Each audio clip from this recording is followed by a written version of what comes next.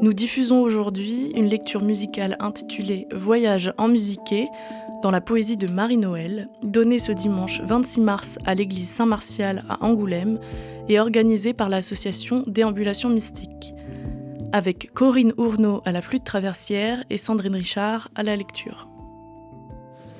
Eh bien, bonjour à toutes et à tous. Merci de votre présence. Les associations Destination Patrimoine et Déambulation Mystique sont heureuses de vous accueillir aujourd'hui dans cette église Saint-Martial et nous tenons à adresser nos remerciements au Père Frédéric Vollot, curé de la paroisse des Saints Apôtres, qui a bien volontiers mis cette église à notre disposition. Merci également à celles et ceux qui ont contribué au bon déroulement de cet événement, à RCF qui couvre la représentation de ce soir, que vous pourrez retrouver prochainement sur ces antennes. Et bien entendu, merci, grand merci, à nos intervenantes d'aujourd'hui, Corinne Ournaud à la flûte traversière et Sandrine Richard à la lecture des textes de Marie-Noël. C'est un voyage enmusiqué dans sa poésie qu'elle nous invite. L'expression est de Marie-Noël elle-même, qui se disait habitée par la musique, enmusiquée. Je voudrais, écrivait-elle, je voudrais que mes mots du jour, puisés au noir de la détresse ou saisis à la pointe de l'allégresse, soient chansons égrenées au fil des heures. Merci à vous, Corinne et Sandrine, de nous faire découvrir ou retrouver la voix fraternelle de Marie-Noël, grand poète, trop oublié aujourd'hui, âme intranquille, qui interroge Dieu et les choses, même les plus humbles, tantôt émerveillées, tantôt assaillis par le doute ou la révolte, affrontant le mystère du mal, auquel la seule réponse, nous dit-elle, est l'amour. Mais je laisse la place maintenant à Corinne Ournaud et à Sandrine Richard.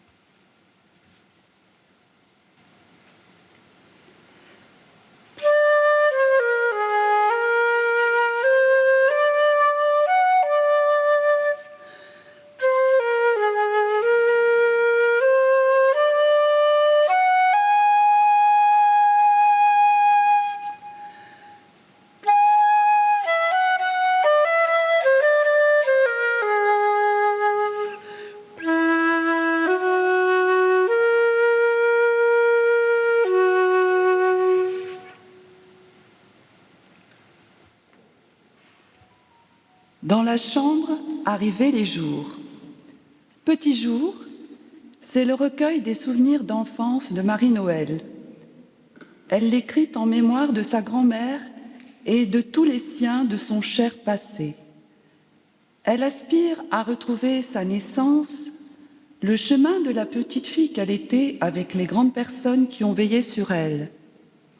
Un voyage dans ce temps béni et sublimé de l'enfance, une rêverie enfantine délicieuse qui s'ouvre sur un jardin d'hiver. Dans la chambre arrivaient les jours. Tous les matins, il en venait un qui ne ressemblait jamais à celui de la veille. Et quand il devait être joyeux et beau, on savait d'avance, en le voyant glisser avec son soleil entre les fentes des persiennes. Puis, maman ouvrait les volets et le jardin matinal entrait comme une surprise. Tantôt, il était gris et grave, tantôt bleu, tantôt tout trempé et pleurant, tantôt clair, rieur et vif, nous appelant pour jouer comme un camarade. Mais le plus merveilleux qui vint fut un jour d'hiver. Ce jour-là, comme d'habitude, maman ouvrit la fenêtre sur le jardin. Il n'y avait plus de jardin.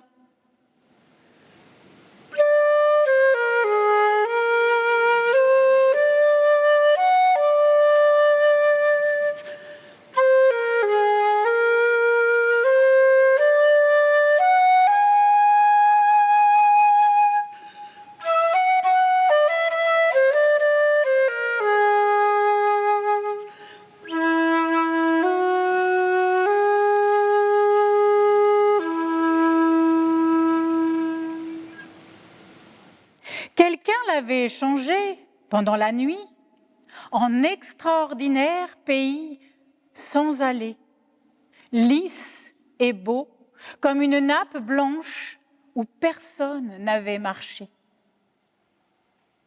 Il était plein d'oiseaux noirs et gris, les corbeaux de la cathédrale et d'autres plus petits qui voletaient et dont les pattes laissaient sur la blancheur des cygnes. Les branches de l'if, du cerisier, de l'abricotier, de tous les arbustes autour pendaient lourdement, chargés de neige.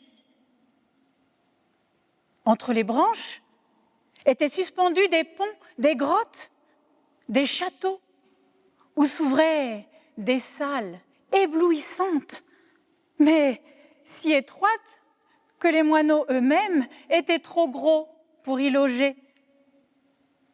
Mais je m'inventais, moi, plus petite qu'eux, et j'entrais.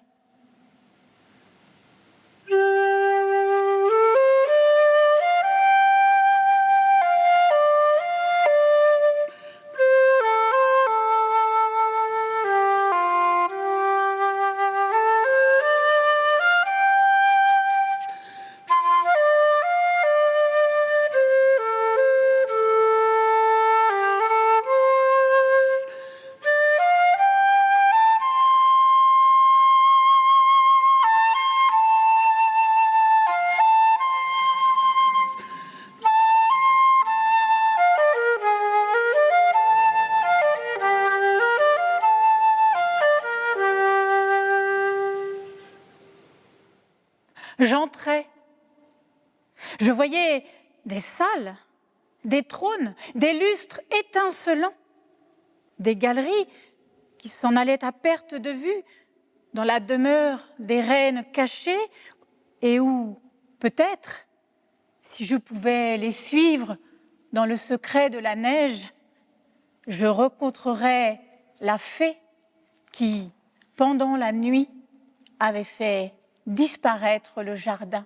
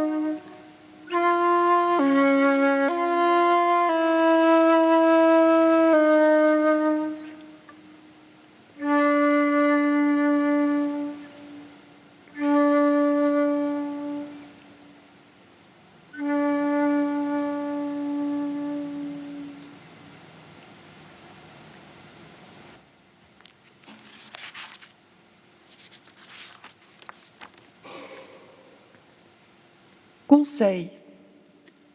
En amour, il n'y a qu'une victoire, la fuite. Ce sentiment amoureux, Marie-Noël excelle à nous le peindre à sa manière, tel un piège qui se referme sur sa proie. Aimer trop, fuir avant qu'il ne soit trop tard. Marie-Noël nous livre des conseils de sagesse, d'une maturité bouleversante pour une jeune femme si pure et si fragile.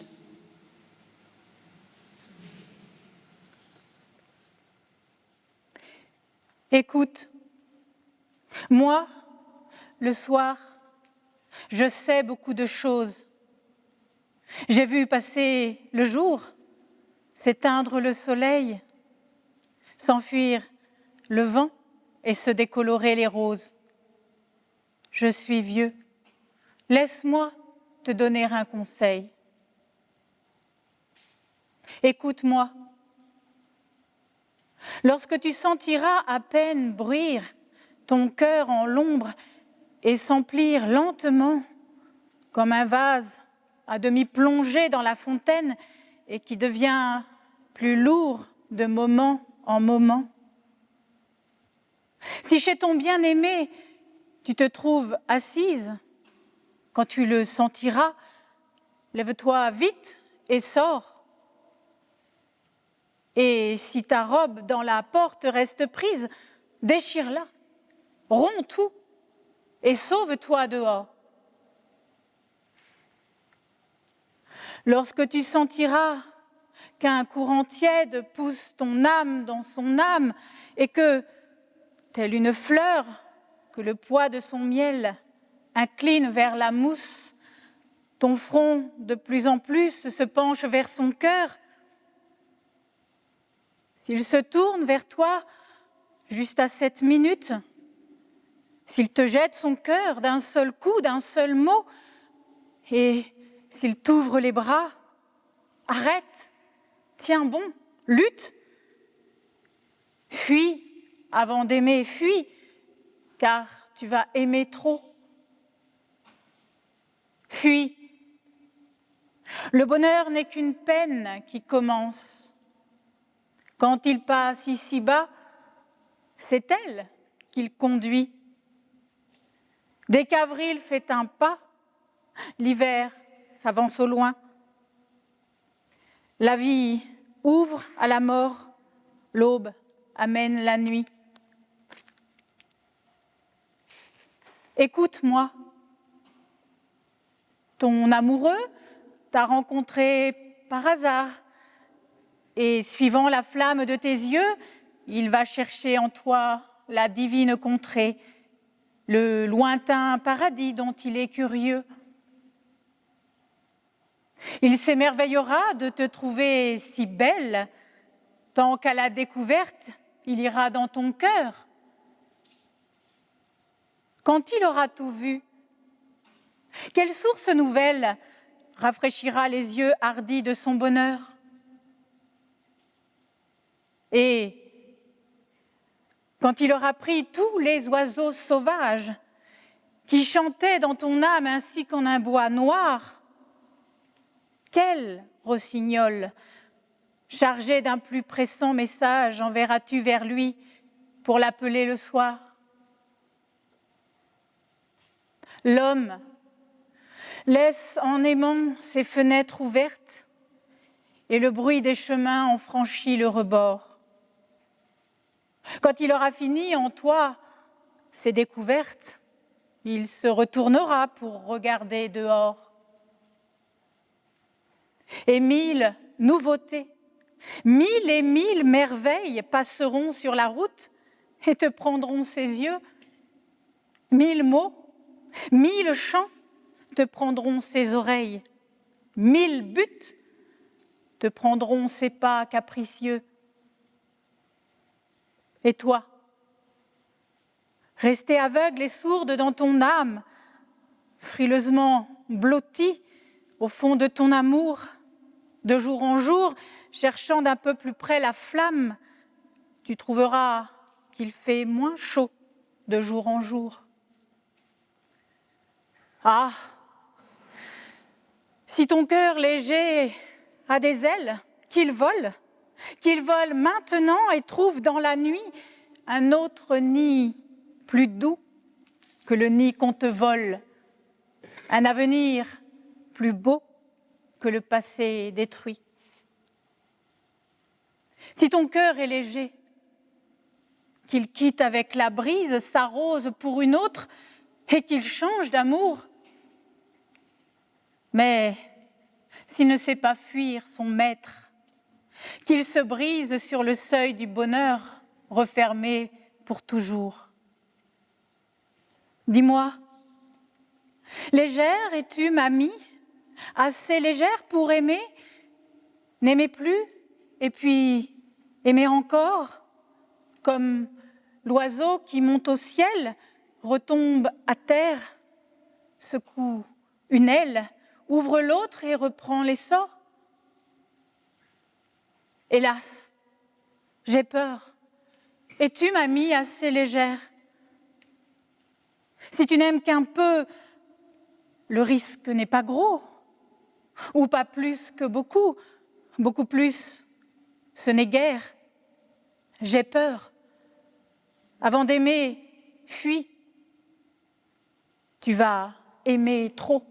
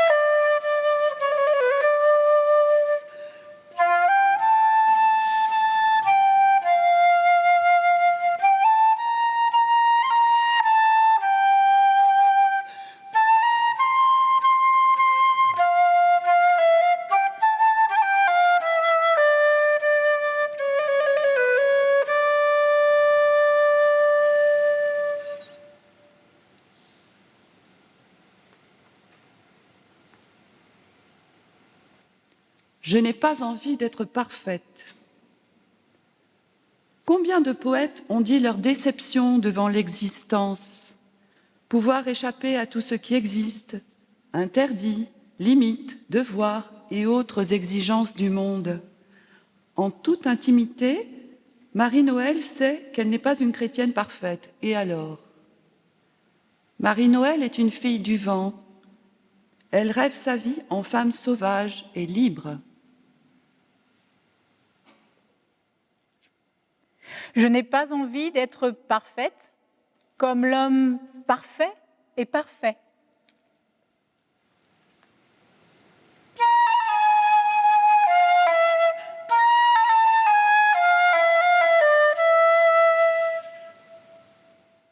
Je n'ai pas envie d'entretenir en moi cette conscience policière qui épie tous les sentiers pour saisir le péché qui passe.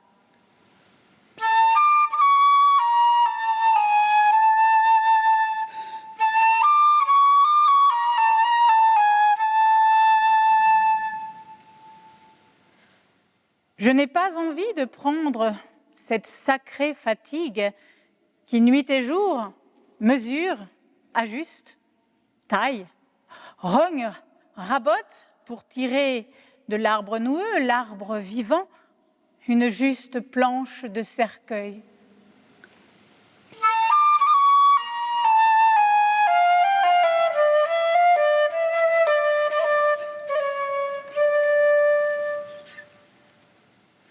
Je voudrais être parfaite comme le Père est parfait.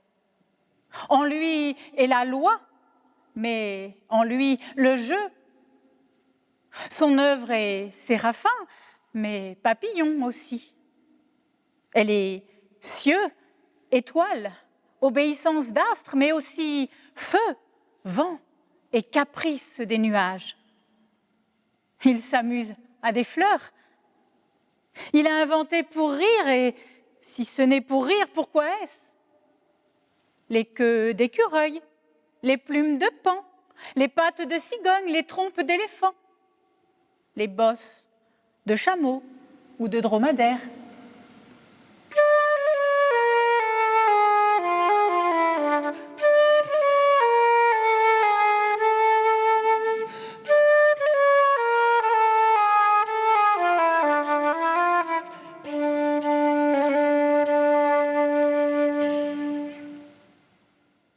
Et s'il trouve du plaisir, peut-être, à ce qu'un saint moine tenté se donne de nuit la discipline, il bénit aussi d'un sourire le chevreau qui danse, la poule qui pond et le bouc à la longue barbe qui court su à sa biquette.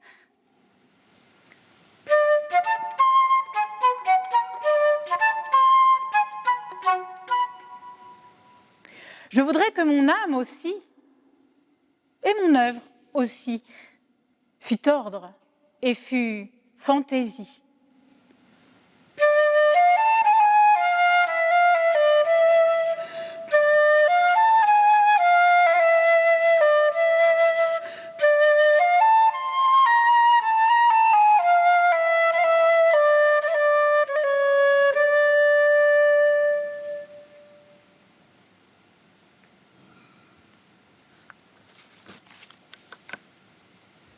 Connais-moi. Marie-Noël a 25 ans quand elle écrit « Connais-moi ». Ce poème suscite l'exaltation de son parrain, Raphaël Perrier, qui voit désormais en elle une vraie poétesse. Personne ne connaît personne et personne ne se connaît. Marie-Noël interpelle celui qui passe, semble se dévoiler pour mieux se dérober ensuite. Qui est-elle ? Une énigme, insaisissable, forte et fragile à la fois. La clé de l'énigme nous est livrée à la toute fin.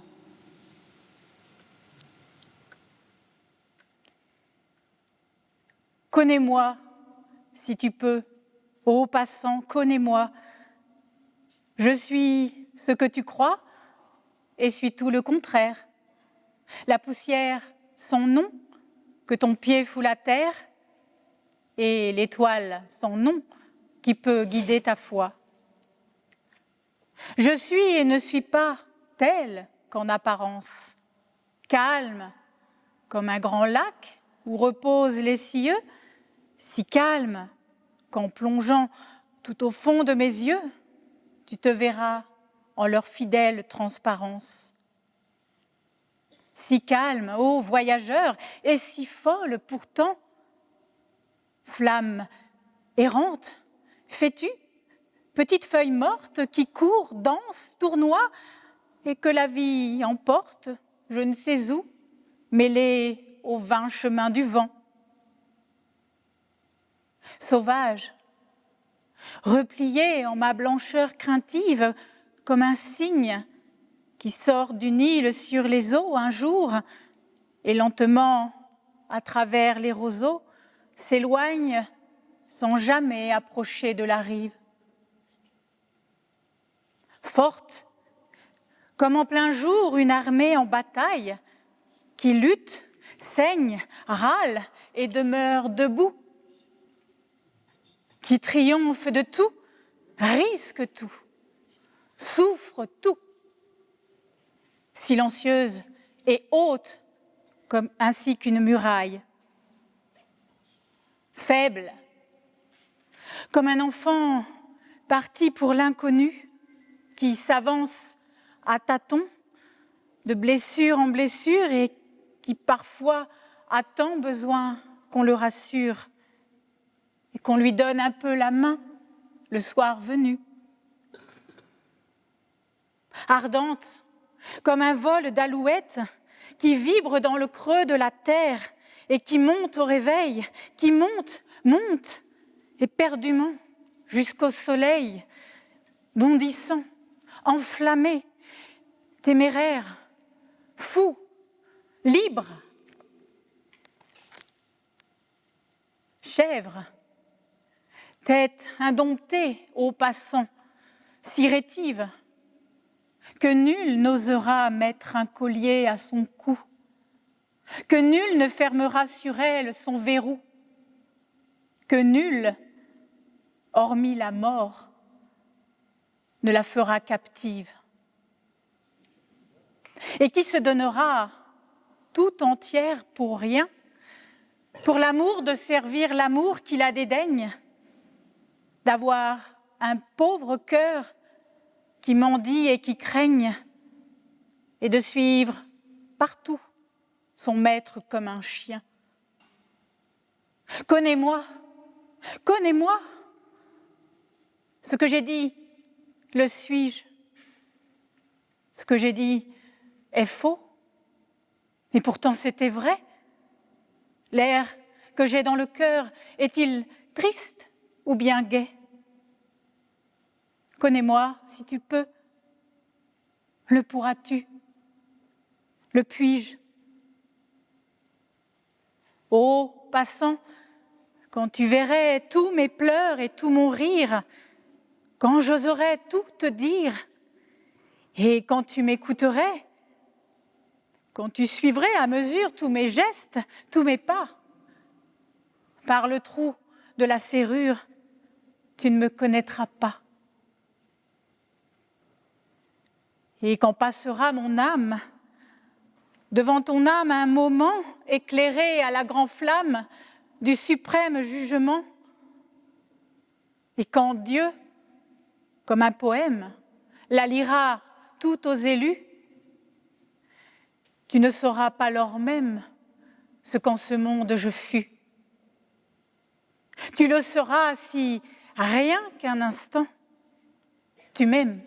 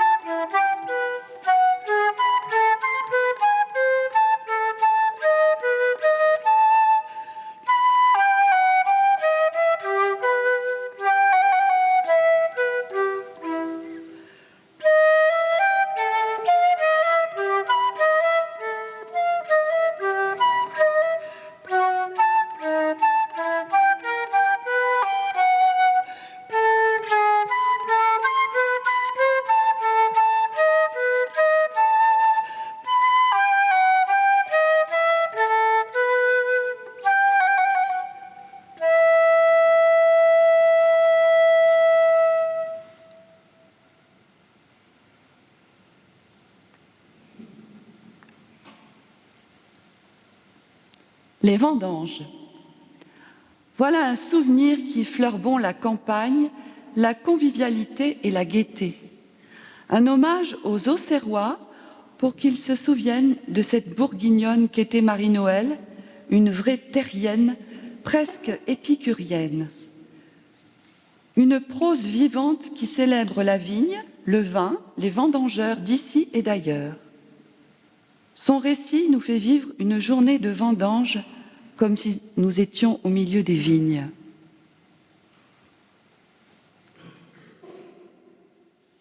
Je fus petite vendangeuse de 8 à 13 ans dans les vignes de mon père, le professeur Rouget.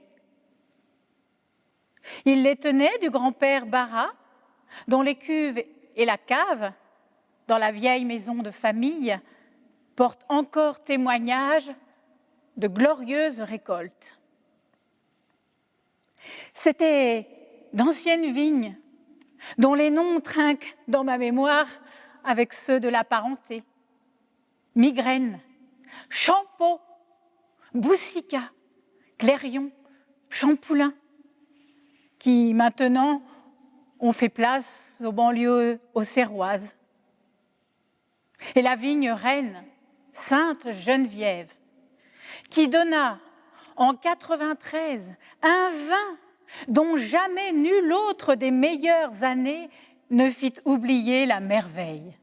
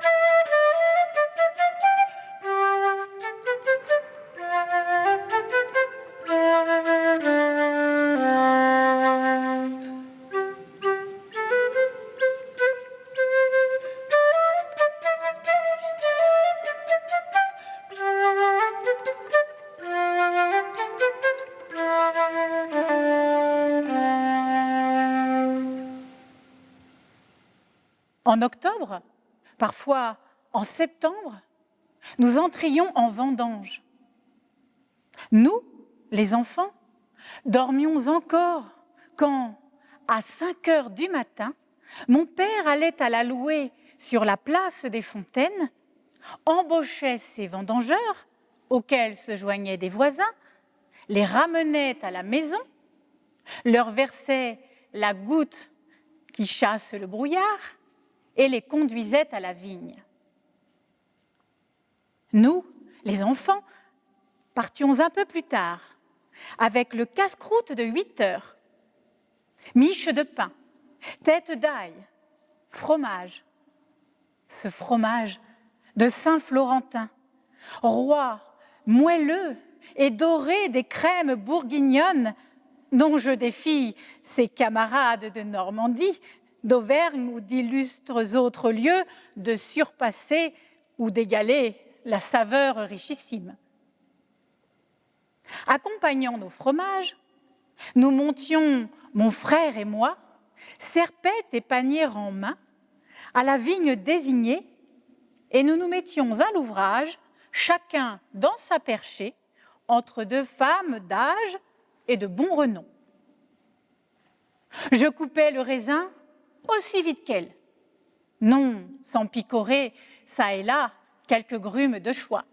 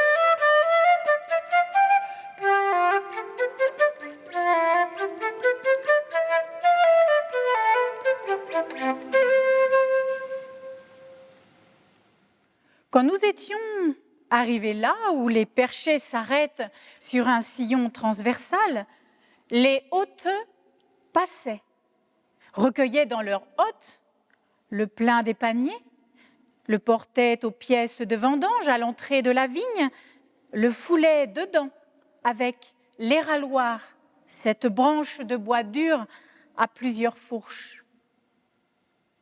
Puis venait, sans hâte, le char qui descendait aux cuves lourdement.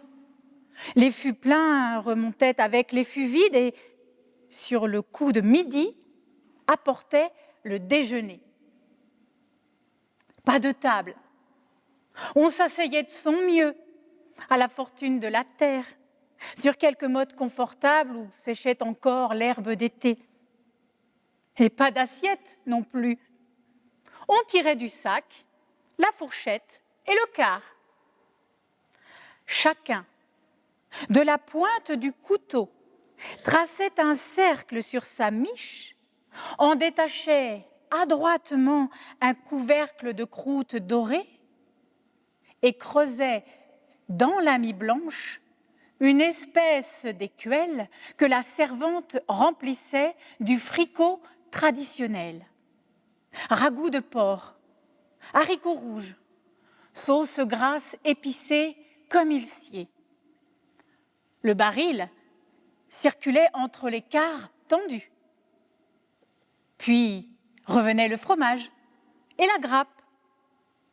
On n'avait plus faim. La vaisselle était vite faite. On mangeait son écuelle.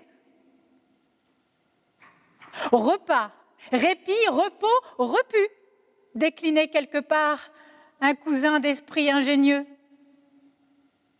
C'était l'instant des propos drus, calembredaines, calembours, laisse dire, récits gaillards, presque les mêmes chaque année, accommodés au bon sel, et si quelques sieurs incongrus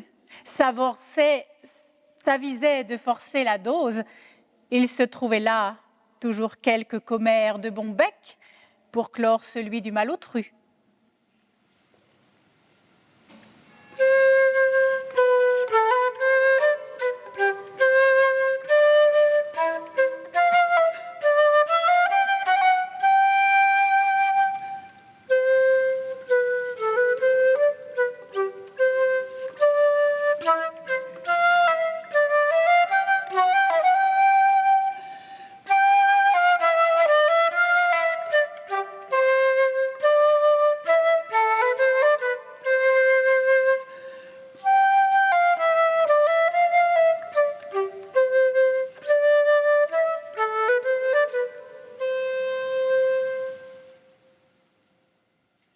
À l'ouvrage, à l'ouvrage.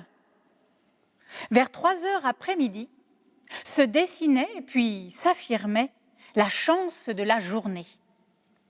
Si la récolte passait l'espérance, un mot volait, glorieux, de perché en perché. Saqueude, saqueude. On se hâtait de plus en plus pour gagner la belle heure et la dernière ôtée versée au dernier tonneau. Le dernier char repartait. Quelques femmes et les enfants perchés sur les futailles passaient à travers la ville avec un air de triomphe et pénétraient en cahotant sous le porche de la maison, celle que j'habite encore. Alors, le maître de la vigne payait ses vendangeurs. Puis, chacun rentrait chez soi, sauf quelques gens de confiance, nos vignerons, qui s'affairaient autour du petit pressoir. Après avoir mis en réserve dans un quart la part de jus qui servirait à faire le ratafia, on commençait à distribuer le bourru au voisinage. Le bourru, le vin doux, nectar blond, épais, sucré, dont il ne convient pas d'user sans mesure. Si le vin nouveau tourne la tête, le bourru tourmente le ventre. Pendant plusieurs semaines, un de nos vignerons venait fouler, soir et matin, le raisin en cuve, en ayant soin d'ouvrir toute grande la porte de la remise, crainte d'être entêté, asphyxié même, comme il s'est vu. Puis venait le grand jour, le pressurage. Partout, l'odeur du vin, ce franc bouquet de la vendange. Ah, il reste de ces jours d'octobre, jours de vendange, réjouissent encore notre mémoire comme le grand éclat de rire des anciennes années.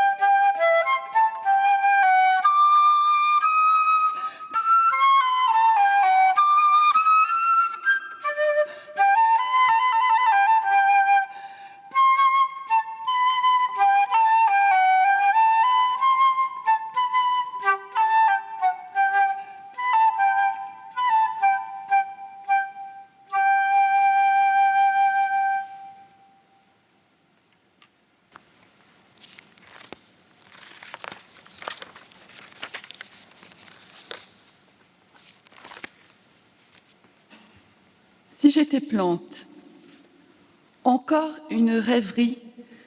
Dans Si j'étais plante, Marie-Noël aspire à se libérer de sa condition humaine, de ce monde si ordré, si oppressant, de l'obsédante question du bien et du mal. Mais comment Dieu, s'il est liberté, peut-il vouloir pour l'homme autant de contraintes absurdes ? Liberté, semble-t-elle crier. Sa conclusion est sans appel, elle fait le constat d'une vie parfaitement domestiquée.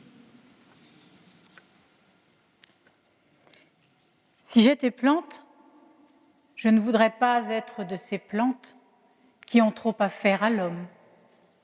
Ni avoine, ni blé, ni orge parquet sans pouvoir en sortir dans un champ en règle, et on ne laisse même pas au blé leur bleuet pour se distraire, ni surtout ces légumes soumis et rangés, ces carottes alignées, ces haricots qu'on dirige à la baguette, ces salades qu'on force à pâlir en leur serrant le cœur quand il fait si beau alentour et qu'elles voudraient bien être grandes ouvertes. J'accepterais encore d'être herbe à tisane, serpolée ou mauve ou sauge, pourvu que ce fût dans un de ces hauts battus des vents où ne vont les cueillir que les bergers. Mais j'aimerais mieux être bruyère, gentiane bleue, ajon, chardon au besoin sur une lande abandonnée, ou même un champignon, pas vénéneux, mais pas non plus trop comestible, qui naît dans la mousse un matin, au creux le plus noir du bois, qui devient rose sans qu'on le voie et meurt tout seul le lendemain, sans que personne s'en mêle. Et si j'étais animal, je ne voudrais pas être bête de maison ou de ferme, pas même la chèvre qu'on attache au piquet et qu'on rentre dans une étable pour la traire, ni une de ces poules dans la basse-cour, toutes mêlées au marché de l'homme et qui peuvent se dire l'une à l'autre, quand elles ont pondu un œuf, c'est 15 sous que j'ai fait là, et je vaux 10 francs la livre. Non, non. J'aimerais mieux être lièvre, ou renard, ou biche, ou rossignol, qui ne rencontre jamais l'homme que le jour où il les tue. Et j'aurais été toute ma vie animal des plus domestiques, bête de somme, chien attaché, serein en cage, ou légumes à faire la soupe, c'était la volonté de Dieu.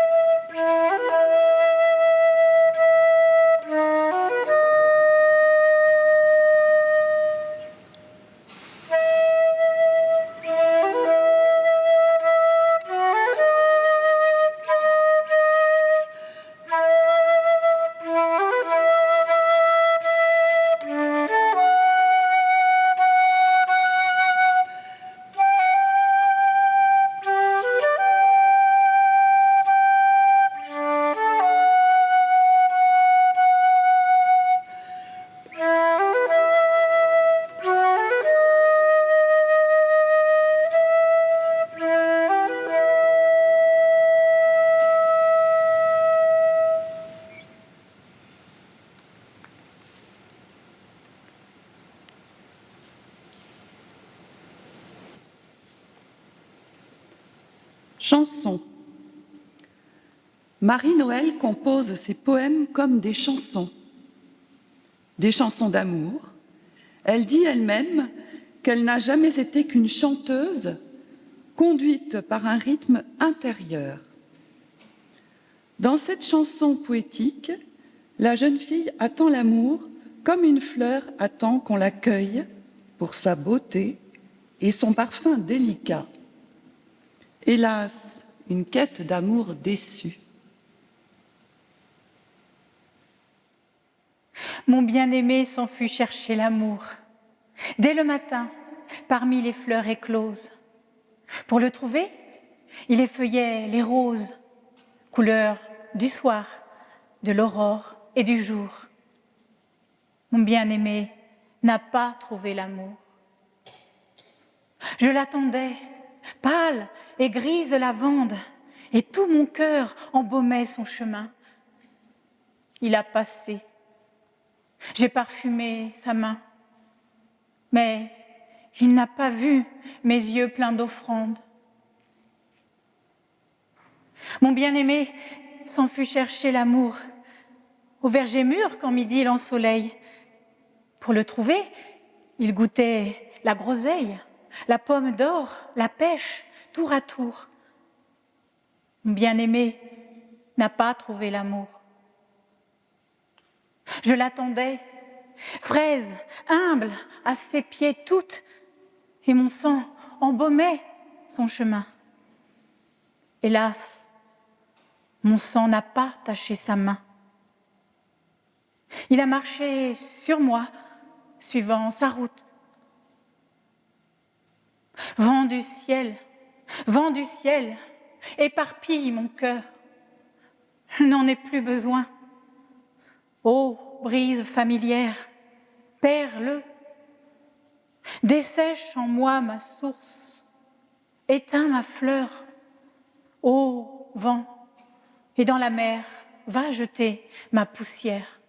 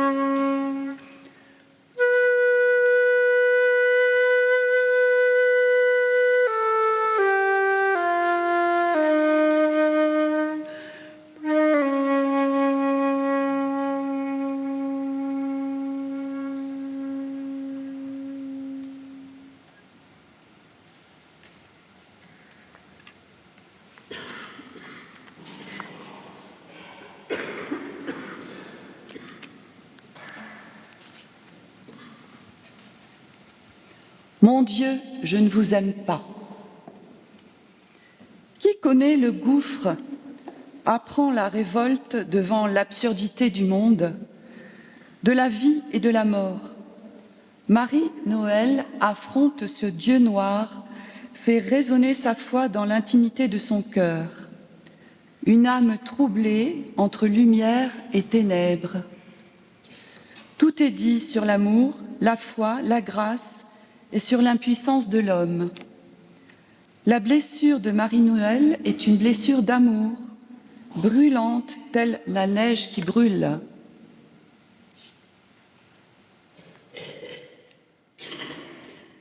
Mon Dieu, je ne vous aime pas. Je ne le désire même pas. Je m'ennuie avec vous. Peut-être même que je ne crois pas en vous. Mais regardez-moi en passant.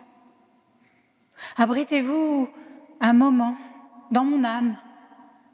Mettez-la en ordre d'un souffle, sans en avoir l'air, sans rien me dire. Si vous avez envie que je croie en vous, apportez-moi la foi. Si vous avez envie que je vous aime, apportez-moi l'amour.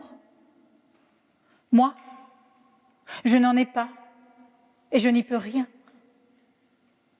Je vous donne ce que j'ai, ma faiblesse, ma douleur et cette tendresse qui me tourmente et que vous voyez bien, et ce désespoir et cette honte affolée.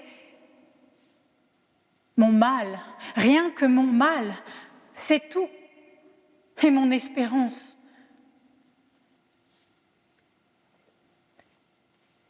Quelquefois aussi, je me présente à Dieu comme une porteuse de peine chargée de tous les fardeaux du voisinage et je lui dis « Ne faites pas attention à moi, je ne peux pas vous plaire.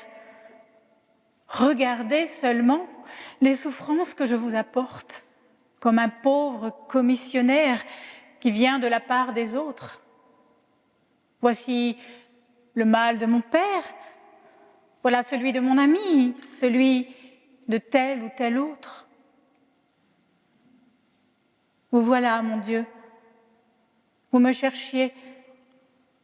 Que me voulez-vous ? Je n'ai rien à vous donner. Depuis notre dernière rencontre, je n'ai rien mis de côté pour vous. Rien. Pas une bonne action. J'étais trop lasse. Rien. Pas une bonne parole. J'étais trop triste. Rien que le dégoût de vivre, l'ennui, la stérilité. Donne. La hâte, chaque jour, de voir la journée finie, sans servir à rien. Le désir de repos, loin du devoir et des œuvres. Le détachement du bien à faire. Le dégoût de vous, ô mon Dieu. Donne. La torpeur de l'âme. Le remords de ma mollesse. Et la mollesse plus forte que le remords. Donne. Le besoin d'être heureuse. La tendresse qui brise. La douleur d'être moi sans recours. Donne. Des troubles, des épouvantes, des doutes. Donne. Seigneur, voilà que, comme un chiffonnier, vous allez ramassant des déchets, des immondices. Qu'en voulez-vous faire, Seigneur ? Le royaume des cieux.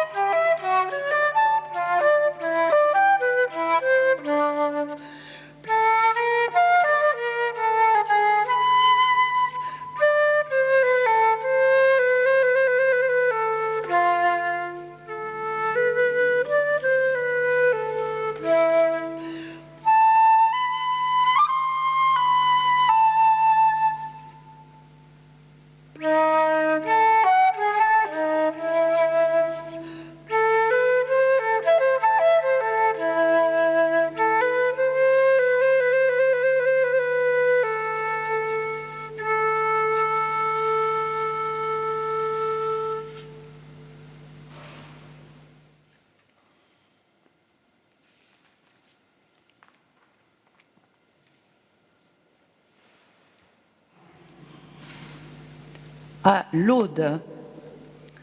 C'est dans la solitude de Vézelay en Bourgogne, cette colline dite éternelle, au lieu de pèlerinage chrétien qui conserve les reliques de Marie-Madeleine, que Marie-Noël écrit ses poèmes qui célèbrent les heures liturgiques de matines accomplies. Un seul et même sentiment anime le cœur de Marie-Noël, l'amour. L'amour humain et l'amour divin ne font qu'un.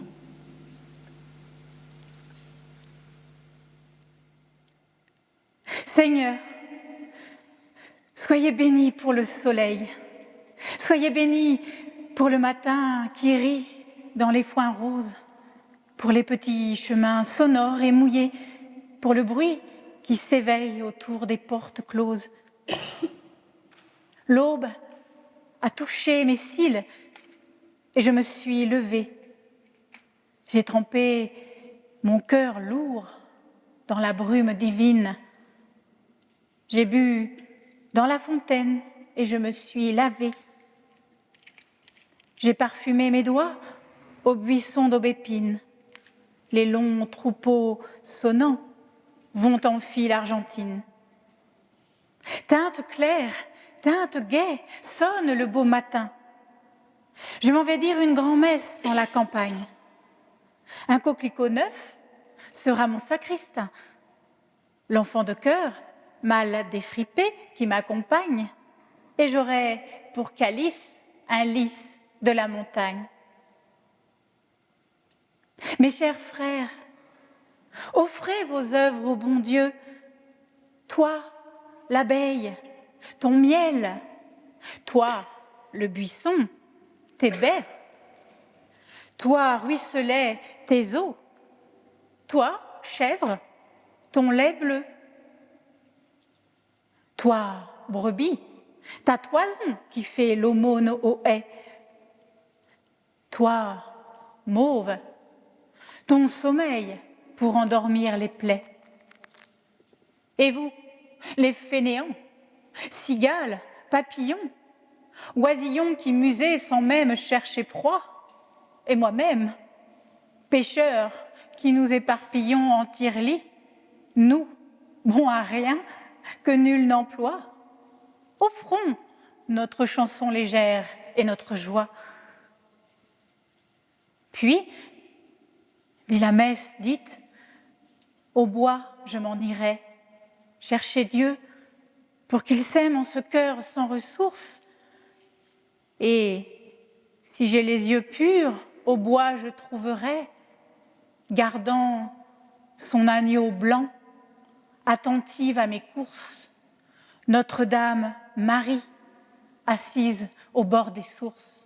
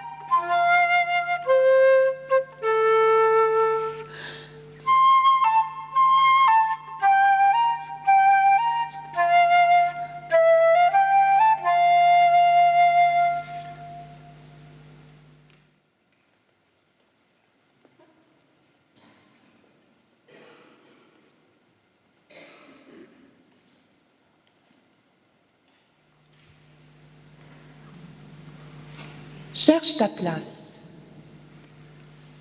À 25 ans, à l'heure où les jeunes femmes s'établissent en ménage avec mari et enfants, Marie-Noël perd peu à peu l'espoir de ce bonheur familial et conjugal.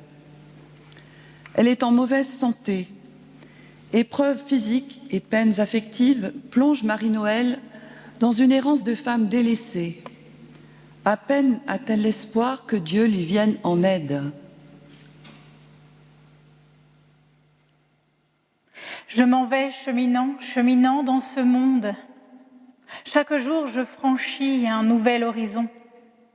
Je cherche pour m'asseoir le seuil de ma maison et mes frères et sœurs pour entrer dans la ronde.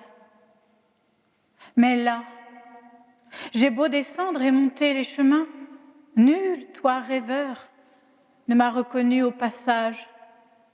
Et les gens que j'ai vus ont surpris mon visage sans s'arrêter, sourire et me tendre les mains.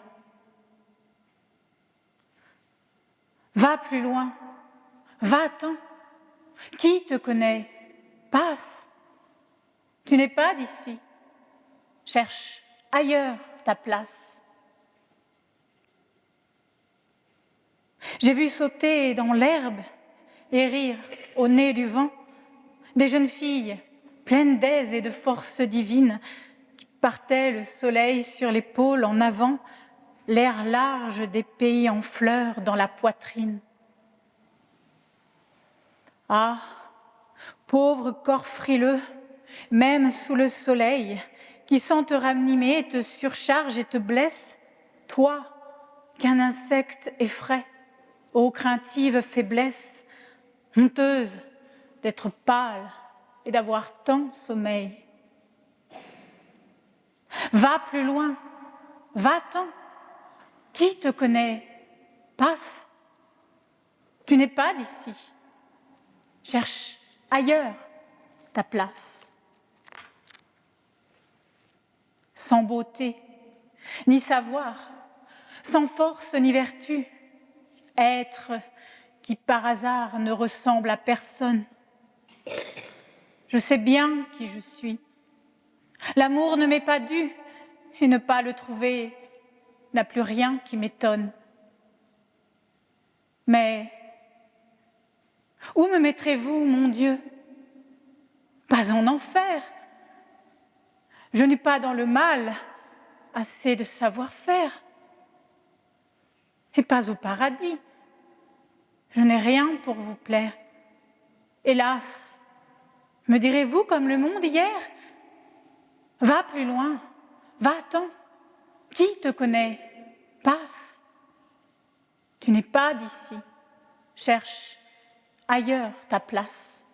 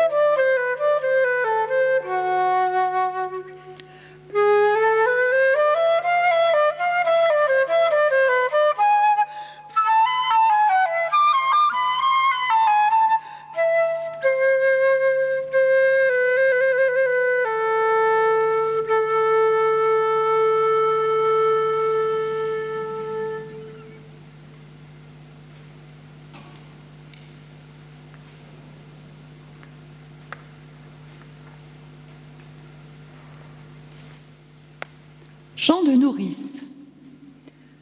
Marie-Noël n'a pas connu la joie de donner la vie. Mais en tant que chrétienne, c'est l'enfant Dieu qu'elle porte en son cœur, cet enfant né la nuit de Noël, ce Noël qui lui donna sa vie de poétesse.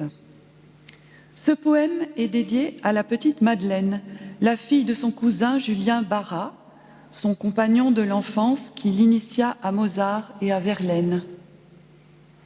Un chant tout en tendresse et en douceur, des sentiments maternels que Marie-Noël exprime avec tant de bienveillance et de sincérité, aimer toujours.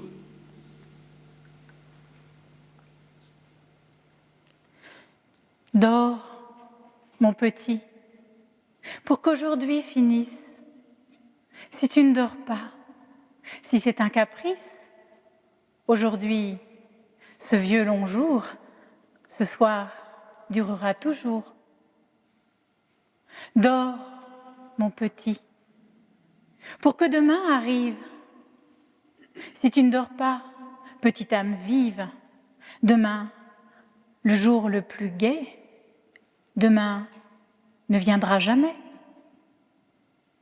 Dors, mon petit, afin que l'herbe pousse. Ferme les yeux. Les herbes et la mousse n'aiment pas dans le fossé qu'on les regarde pousser. Dors, mon petit, pour que les fleurs fleurissent. Les fleurs qui, la nuit, se parent, se lissent. Si l'enfant reste éveillé, n'oseront pas s'habiller. Mais s'il dort, les fleurs, en la nuit profonde, n'entendant plus bouger le monde, tout doucement, à tâtons, sortiront de leurs boutons. Quand il dormira, toutes les racines descendront sous terre, au fond de leurs mines, chercher pour toutes les fleurs des parfums et des couleurs. Les roses alors et les églantines vite fronceront avec leurs épines leurs beaux jupons à volants, rouge, rose, jaune, blanc. Les nielles feront en secret des pinces à leurs jupes étroites, et les bleuets minces serreront leur vert corset avec un petit lacet. Les lys du jardin, si nul ne les gêne, iront laver leurs robes à la fontaine, et le lin, qui fit un vœu, passera la sienne au bleu. Les gueules du loup et les clématites monteront leurs coiffes, et les marguerites, habiles, repasseront leurs bonnets et leurs collerons.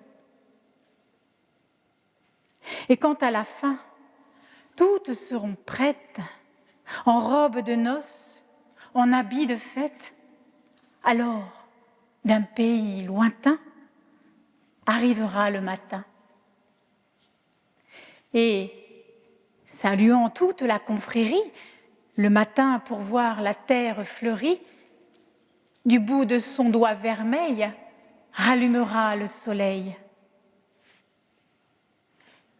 Et pour que l'enfant, mon bel enfant sage, voit aussi la terre et son bel ouvrage, il enverra le soleil le chercher dans son sommeil. Viens, mon petit, viens voir, chère prunelle, pendant ton somme, écoute la nouvelle. Notre jardin s'est levé. Aujourd'hui est arrivé.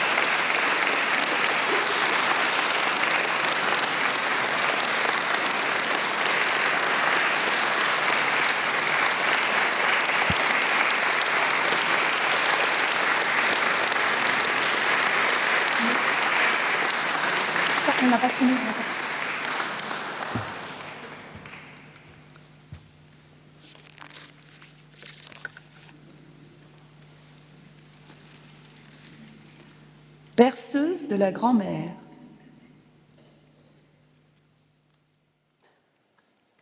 Dors, maintenant, dors. Détache de ton âme ces pensées volant, le bruit du jour, sa flamme. Laisse le temps s'en retirer tout bas. Hier n'est plus, ce soir n'est rien, demain n'est pas. Dors, ne crains rien, dors. Ce n'est rien que la vie, rien. Cette minute expirante est suivie déjà d'une autre. Enfant, quels vains effrois! On n'endure jamais qu'un moment à la fois. Dors, ne tourne pas ton cœur pâle en arrière. Dors, ne penche pas en avant ta lumière. Folle et qui souffre au-delà de l'instant. Le malheur d'aujourd'hui n'en demande pas tant. Dors, n'attends rien, dors. Prends ce que Dieu te donne. Dors. Laisse en aller l'amour qui t'abandonne. Aime toujours. Va, pauvre enfant peureux. On n'a pas besoin de bonheur pour être heureux. Va, tout ira bien, dormons. Après, qu'importe. Je vois du soleil sur le seuil de la porte. De quoi poser le pied pour un seul pas. Pour le second, il est trop tôt. Ne cherche pas. Dors. La paix sera sur nous bientôt levée. Dors, la mort sera tout à l'heure arrivée. Laisse-toi porter par le temps qui court. Il sait la route. Dors. Vivre et mourir est court.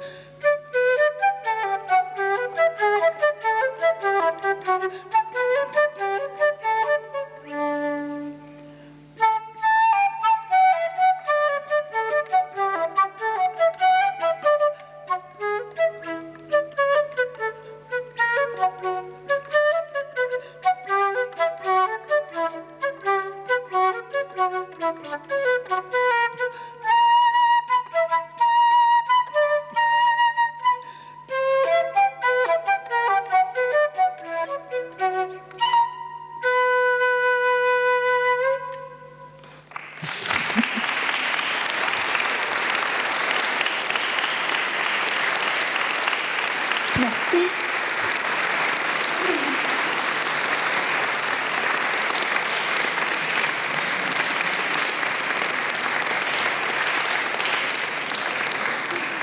Merci.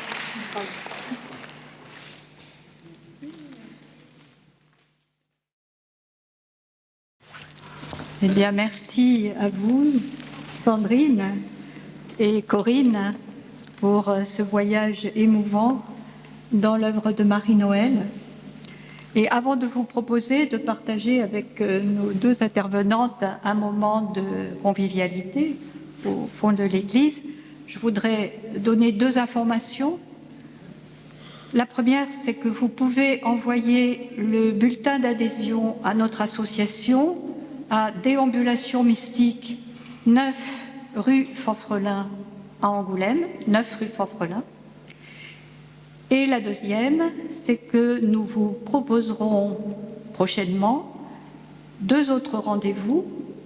Le 14 mai, ici même, à 17h, une création autour des 7 paroles du Christ en croix. Vous avez toutes les informations sur les feuilles qui étaient déposées sur les chaises. Nous en reparlerons. Et le 22 mai, à l'église Saint-Pierre-au-Maître, à 19h30, une rencontre avec le père Laurence Freeman, qui est directeur du Centre mondial de méditation chrétienne, ami du Dalai Lama, et qui viendra nous parler de la méditation, le 22 mai à 19h30. Mais de tout cela, nous vous reparlerons et nous espérons vous retrouver nombreux. Et maintenant...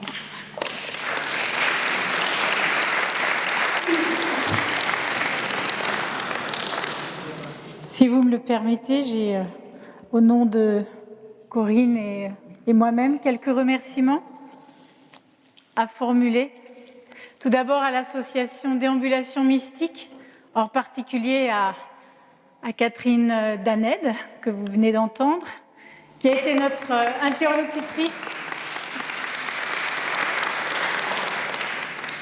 interlocutrice privilégiée pour l'organisation de cet événement. Et je n'oublie pas non plus le père Trinet, qui ne peut pas être parmi nous cet après-midi, qui a répondu tout de suite favorablement à notre proposition de spectacle sur Marie-Noël.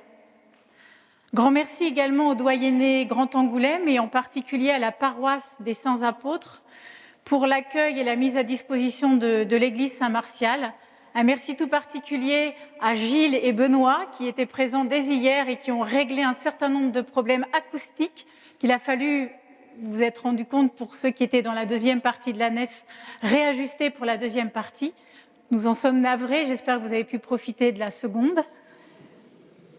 Un grand merci également à la radio RCF Charente qui nous a permis de faire une belle promotion de notre spectacle et qui est, vous l'avez vu, présente aujourd'hui avec Lucie et Kylian. Donc vous retrouvez prochainement sur les antennes et sur la chaîne YouTube de la radio. Donc merci à tous les deux d'être présents aujourd'hui. Aux 2 précédentes associations qui nous ont accueillis en 2022 avec notre lecture musicale, l'association Forum Magdalena et l'association Clip à Salles-la-Valette. À nos tout premiers auditeurs également, qui nous ont encouragés et donné des pistes pour faire évoluer ce spectacle. À la librairie Le Bon Grain, qui a mis à l'honneur ces dernières semaines quelques ouvrages de Marie-Noël dans sa vitrine au sein de la maison diocésaine. N'hésitez pas à venir les voir, ils ont encore ces ouvrages à votre disposition. Enfin, un grand merci à tous ceux qui se mobilisent pour faire connaître et revivre l'œuvre littéraire de Marie-Noël. Donc merci à vous tous de votre présence et de votre écoute. Cette lecture musicale intitulée « Voyage en musiqué dans la poésie de Marie-Noël » a été donnée ce dimanche 26 mars à l'église Saint-Martial à Angoulême et organisée par l'association Déambulation Mystique, avec Corinne Ournaud à la flûte traversière et Sandrine Richard à la lecture. Vous pouvez la réécouter sur nos sites internet rcf.fr et rcfcharente.fr.